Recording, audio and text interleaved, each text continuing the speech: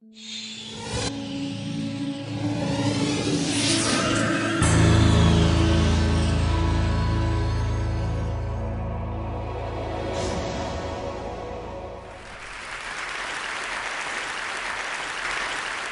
cell phone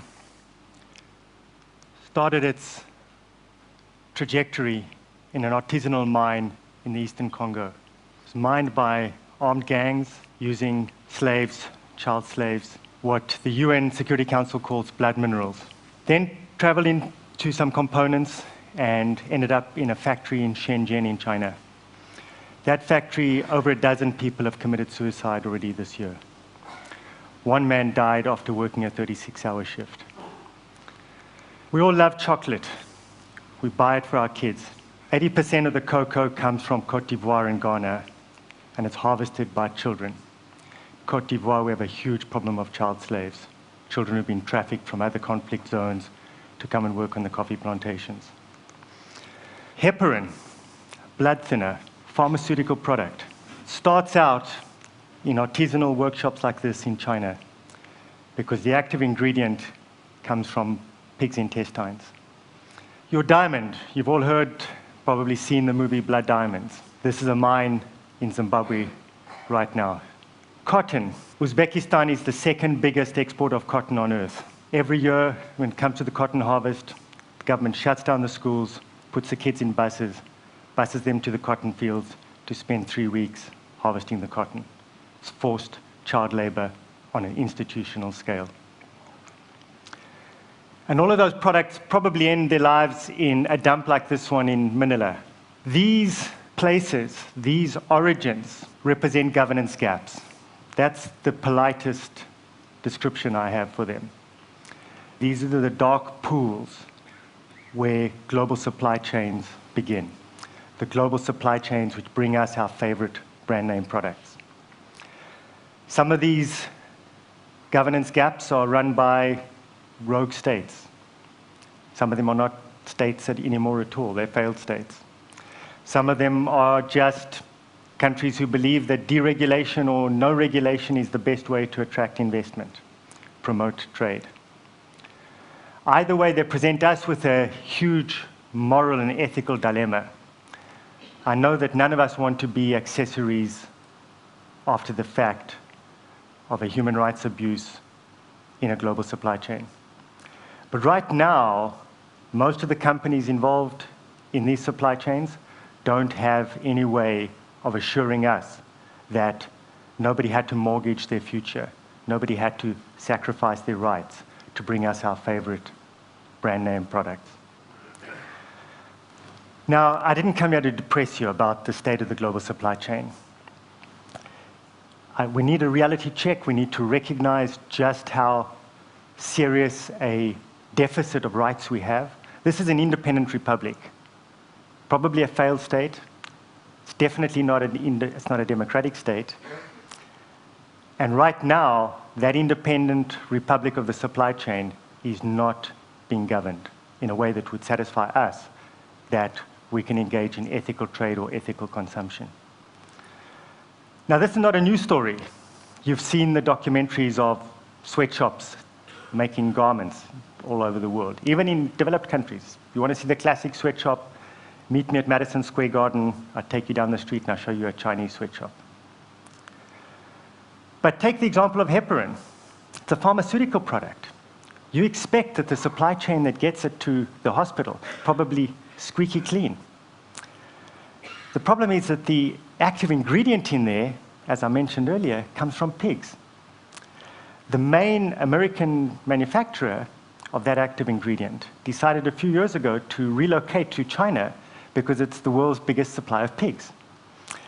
And when their factory in China, which probably is pretty clean, is getting all of the ingredients from backyard abattoirs, where families slaughter pigs and extract the ingredient.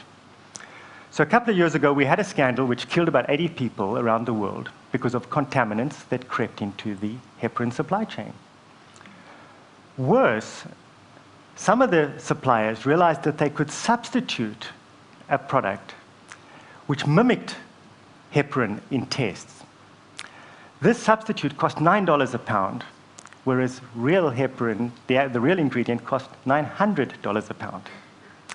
A no-brainer. Problem was that it killed more people. And so you're asking yourself, how come the US Food and Drug Administration allowed this to happen? How did the Chinese State Agency for Food and Drugs allow this to happen? And the answer is quite simple. The Chinese define these facilities as chemical facilities, not pharmaceutical facilities, so they don't audit them. And the US FDA has a jurisdictional problem. This is offshore. They actually do conduct a few investigations overseas, about a dozen a year, maybe 20 in a good year. There are 500 of these facilities producing active ingredients in China alone. In fact, about 80% of the active ingredients in medicines now come from offshore, particularly China and India. And we don't have a governance system, we don't have a regulatory system able to ensure that that production is safe. We don't have a system to ensure that human rights, basic dignity, are ensured. So at a national level, and we work in about 60 different countries, at a national level, we've got a serious breakdown in the ability of governments to regulate production on their own soil. And the real problem with the global supply chain is that it's supranational. So governments who are failing, who are dropping the ball at a national level, have even less ability to get their arms around the problem at an international level. And you can just look at the headlines. Take Copenhagen last year. Complete failure of governments to do the right thing in the face of an international challenge. Take the G20 meeting a couple of weeks ago. Stepped back from its commitments of just a few months ago. You can take any one of the major global challenges we've discussed this week and ask yourself, where is the leadership from governments to step up and come up with solutions, responses to those international problems? And the simple answer is that they can't. They're national. Their voters are local. They have parochial interests. They can't subordinate those interests to the greater global public good. So if we're going to ensure the delivery of the key public goods at an international level, in this case in the global supply chain, we have to come up with a different mechanism. We need a different machine. Fortunately, we have some examples. In the 1990s, there were a whole series of scandals concerning the production of brand name goods in the US, child labor, forced labor, serious health and safety abuses. And eventually President Clinton in 1996 convened a meeting at the White House, invited industry, human rights NGOs, trade unions, the Department of Labor, got them all in a room and said, look, I don't want globalization to be a race to the bottom. I don't know how to prevent that, but I'm at least going to use my good offices to get you folks together to come up with a response. So they formed a White House task force, and they spent about 3 years arguing about who takes how much responsibility in the global supply chain. Companies didn't feel it was their responsibility. They don't own those facilities. They don't employ those workers. They're not legally liable.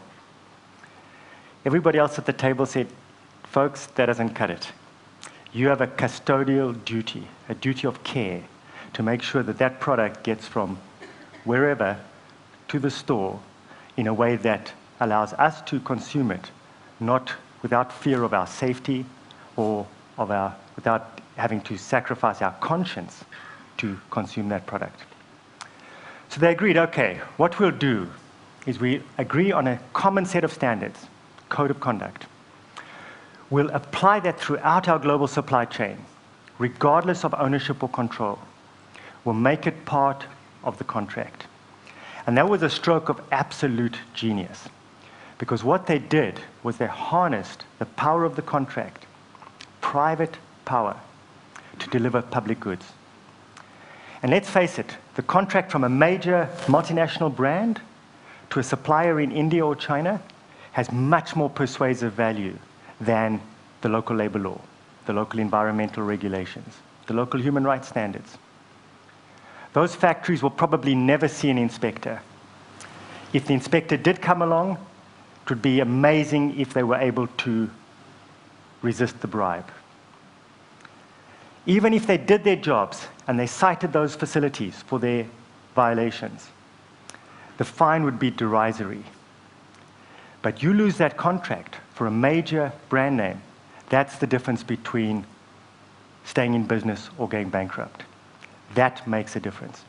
So what we've been able to do is we've been able to harness the power and the influence of the only truly transnational institution in the global supply chain, that of the multinational company, and get them to do the right thing.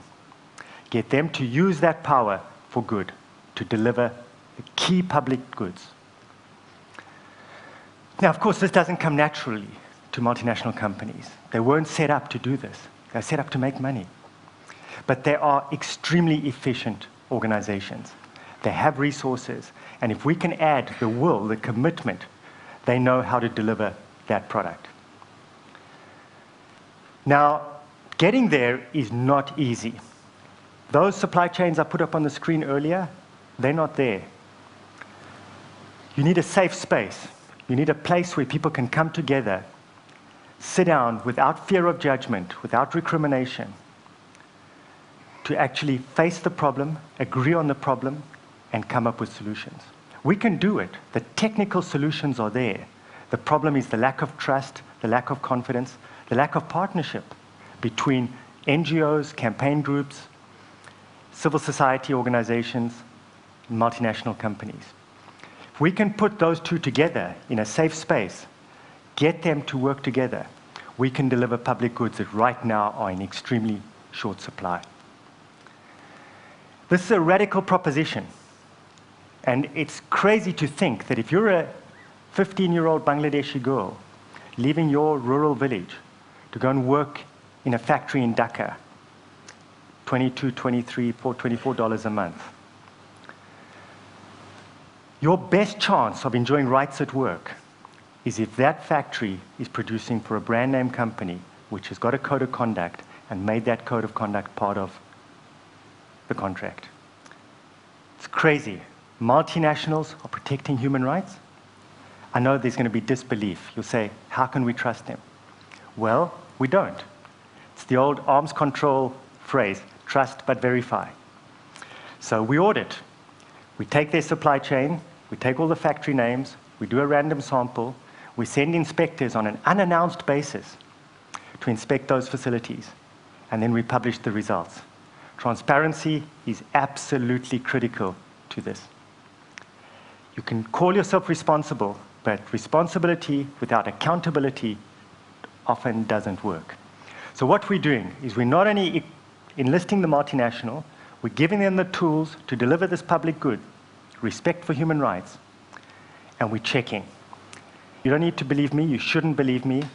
Go to the website, look at the audit results, ask yourself, is this company behaving in a socially responsible way? Can I buy that product without compromising my ethics? That's the way the system works. I hate the idea that governments are not protecting human rights around the world. I hate the idea that governments have dropped this ball. And I can't get used to the idea that somehow we can't get them to do their jobs. I've been at this for 30 years, and in that time I've seen the ability, the commitment, the will of government to do this decline. And I don't see them making a comeback right now. So we started out thinking this was a stopgap measure. We're now thinking that, in fact, this is probably the start of a new way of regulating and addressing international challenges. Call it network governance, call it what you will. The private actors, companies and NGOs, are going to have to get together to face the major challenges we are going to face. Just look at pandemics, swine flu, bird flu, H1N1. Look at the health systems in so many countries. Do they have the resources to face up to a serious pandemic? No. Could the private sector and NGOs get together and marshal a response? Absolutely. What they lack is that safe space to come together, agree, and move to action. That's what we're trying to provide. I know as well that this often seems like overwhelming level of responsibility for people to assume. You want me to deliver human rights throughout my global supply chain? There are thousands of suppliers in there. It seems too daunting, too dangerous for any company to take on. But there are companies. We have 4,000 companies who are members. Some of them are very, very large companies. The sporting goods industry in particular stepped up to the plate, and they've done it. The example, the role model is there. And whenever we discuss one of these problems that we have to address, child labor in cottonseed farms in India, this year we will monitor 50,000 cottonseed farms in India. It seems overwhelming. The numbers just make you want to zone out. But we break it down to some basic realities. And human rights comes down to a very simple proposition. Can I give this person their dignity back? Poor people, people whose human rights have been violated, the crux of that is the loss of dignity, the lack of dignity. It starts with just giving people back their dignity. I was sitting in a slum outside Gurgaon, just next to Delhi, one of the flashiest, brightest new cities popping up in India right now. And I was talking to workers who worked in the garment sweatshops down the road. And I asked them what message they would like me to take the brands. They didn't say money. They said, the people who employ us treat us like we are less than human, like we don't exist. Please ask them to treat us like human beings. That's my simple understanding of human rights. That's my simple proposition to you. My simple plea to every decision maker in this room, everybody out there. We can all make a decision to come together and pick up the balls and run with the balls that governments have dropped. If we don't do it, we're abandoning hope. We're abandoning our essential humanity. And I know that's not a place we want to be, and we don't have to be there. So, appeal to you, join us, come into that safe space, and let's start to make this happen. Thank you very much.